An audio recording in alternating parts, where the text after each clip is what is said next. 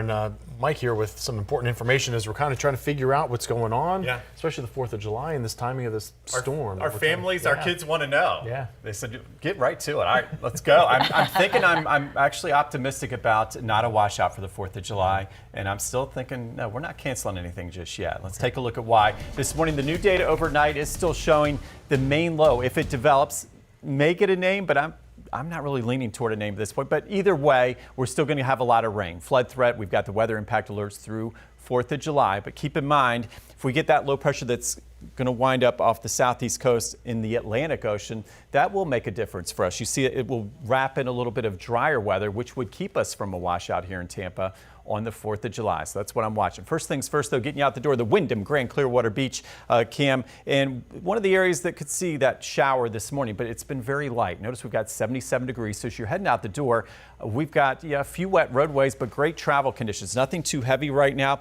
You see along coastal Pinellas, areas of toward the Hernando County area, Pasco, and up into Citrus County, just very light rain shower activity. No lightning in the area, no downpours. That will likely be this afternoon. So good news there. Tarpon Springs had a quick shower along Highway 19, Indian Rocks Beach to Clearwater. And as we look at the big picture, we still have that risk, that area of concern of development in the tropics. But notice a little higher. It's up to 40% chance now. But at this point, only marginally conducive for a named system. And here's why I think it's going to be tough to get a named system. Well, we got a lot of wind shear in the atmosphere that's tearing at the upper levels. So something that does try to form is going to have a very tough time becoming organized at this point.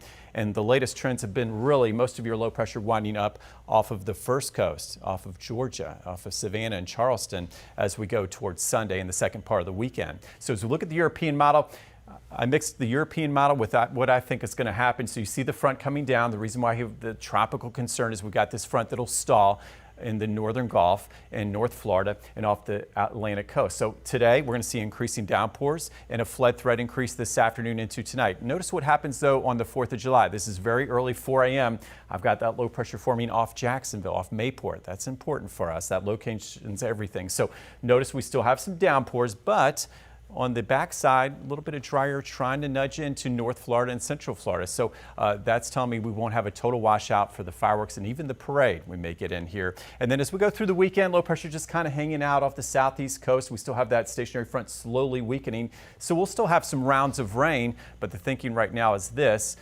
Still watching the impact of heavy rain and a flood threat, but we'll also start to see slowly decreasing rain chances. So as we look at the next 3 days, we'll keep the weather impact going through the 4th, and then notice that flood threat, and we're streaming here on 10 Tampa Bay Plus. So as we look at that 7-day forecast, really the biggest threat I think for that flooding would be as we head into very later today, tonight, tomorrow, into the first part of the 4th of July, and then we'll start to see the rain chances go down to 50% by Sunday. Temperatures mid to upper 80s, so feeling pretty good for the 4th. Looking good too. Thank you so much.